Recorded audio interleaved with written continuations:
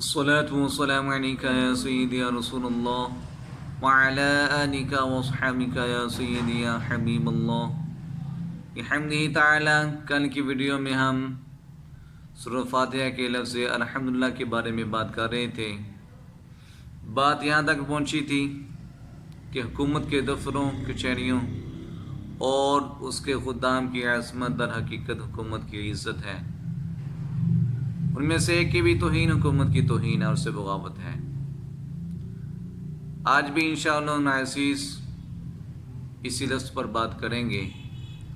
اللہ رب العزت کی بارگاہ میں دعا ہے کہ اللہ تبارک و تعالی صحیح معنوں میں بیان کرنے کی توفیق عطا فرمائے۔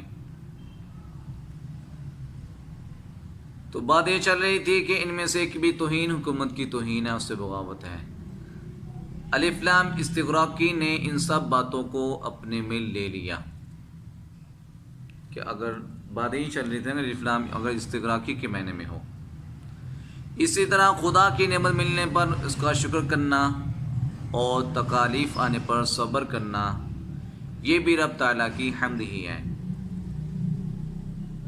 بندے کو چاہیے کہ ہر حال میں خدا کی حمد کرے، نعمت میں اس لیے حمد کرے کہ خدا کے فضل کا شکر ہے،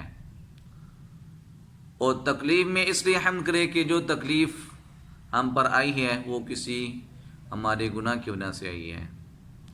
خدا کی حمد اس گناہ کا کفارہ بن جائے گی۔ جب گناہ مٹ جائیں گے تکلیف اپنے آپ جاتی رہے گی۔ یہ ہوئی ہر حالت کی حمد، اسی طرح ہر نعمت کا شکر اور اس کی حمد علیحدہ علیحدہ ہے۔ تندرستی کی حمد یہ ہے کہ اس میں رب کی عبادت، بیماروں کی تیمارداری اور بے دست و پاکی کی خدمت کرے۔ مال کا شکر اور حمد یہ ہے کہ اس سے غریبوں کی مدد کرے۔ اسی طرح ہر عضو کی حمد اور شکر الگ الگ ہے۔ آنکھ کا شکر اور حمد یہ ہے کہ کعبہ معظمہ کو، قرآن پاک کو اور علماء دین کو زیارت کرے۔ کان کی حمد اور شکر یہ ہے کہ اس سے قرآن پاک کی تلاوت، نعت شریف، علمی مضامین اور علماء دین کا وعظ سنے۔ ہاتھ پاؤں کی حمد اور شکر یہ ہے کہ ان سے مرضی الہی کے کام لے۔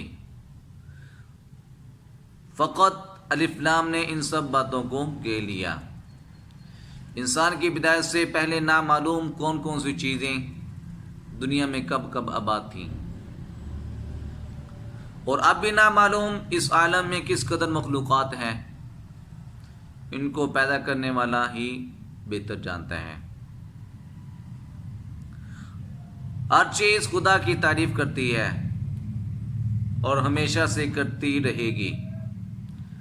غرض یہ کہ جب سے وقت بنا اور جب تک وقت رہے گا رب کی حمد ایک آن کے لیے بھی بند نہ ہوگی، جیسا کہ ارشاد باری تعالیٰ ہے وَإِن مِّن شَيْءٍ إِلَّا يُسَبِّحُ بِحَمْدِهِ، ہر چیز رب کی حمد تعریف کرتی ہے۔ یہ ہوا اس حمد کے زمانے کا عموم، ان سب کو جملہ اسمیہ نے گے لیا ہے۔ دوسرا احتمال یہ ہے کہ الف لام اگر عہدی ہو تب اس کے معنی یہ ہوں گے کہ وہ خاص حمد اللہ کی ہے، یعنی رب تعالیٰ ہر حمد قبول نہیں فرماتا بلکہ کوئی خاص حمد اس کے ہاں مقبول ہوتی ہے۔ اب وہ خاص حمد کون سی ہے؟ وہ حمد ہے جو اس کے محبوب علیہ الصلوۃ والسلام نے اپنے رب کی یا ان کے بتانے سے کوئی اور کرے۔ اس لیے آپ کا اسم شریف ہے احمد، یعنی رب کی بہت حمد کرنے والے، اور رب کا نام ہے محمود، یعنی اپنے پیارے محبوب کا حمد کیا ہوا۔ حدیث شفاعت میں وارد ہے کہ رب تعالیٰ قیامت کے دن ہم کو اپنی خاص حمد الہام فرمائے گا۔ ہم سجدے میں ان سے رب کی حمد کر کے اپنی امت کی شفاعت کریں گے۔ حقیقت بھی یہی ہے۔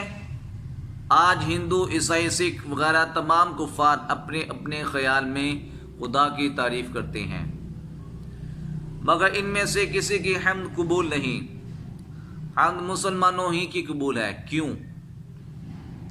صرف اس لیے کہ مسلمان محبوب علیہ السلام کی بتائی ہوئی حمد کرتے ہیں اور وہ لوگ ان سے علیحدہ ہو کر. کیا اس کا مطلب یہ ہے کہ وہ حمد خدا کے ہاں مقبول ہے جو اس کے محبوب علیہ السلام کی نعت کے ساتھ ہو؟ جو حمد الہی نعت مصطفیٰ سے خالی ہو وہ مردود ہے. شیطان کی ساری باتیں بیکار ہو گئیں. تمام کفار کی ساری حمدیں غیر مقبول. کیوں؟ اس لیے اس میں نعت کی چاشنی نہیں. اس لیے کلمہ، نماز، خطبہ، اذان غرض ہے کہ مسلمان کی کوئی عبادت حضور علیہ السلام سے نعت سے خالی نہیں. ذکر خدا جو ان سے جدا چاہو نجدیو، واللہ ذکر حق نہیں کنجی سکر کی ہے. اعلیٰ حضرت فرماتے ہیں ذکر سب پھیکے جب تک نہ مذکور ہو، نمکین حسن والا ہمارا نبی. حمد خدا روحانی غذا ہے اور نعت مصطفیٰ اس کا نمک ہے. بغیر نمک ساری غذا بیکار اور بغیر نعت مصطفیٰ ساری حمد غیر مقبول. یعنی واقع میں تو سب حمدیں اللہ ہی کی ہیں، لیکن مقبول حمد وہی ہے جو حضور علیہ السلام کی بتائی ہوئی ہو. ابھی یہ بات جاری رہے گی انشاءاللہ. اللہ رب العزت کی بارگاہ میں دعا ہے کہ اللہ تبارک و تعالی الفاظ کے اعتبار سے جو غلطی کوتاہی ہوئی ہے اپنی رحمت بے بہا کے صدقے انہیں معاف فرمائیں. دعاؤں میں یاد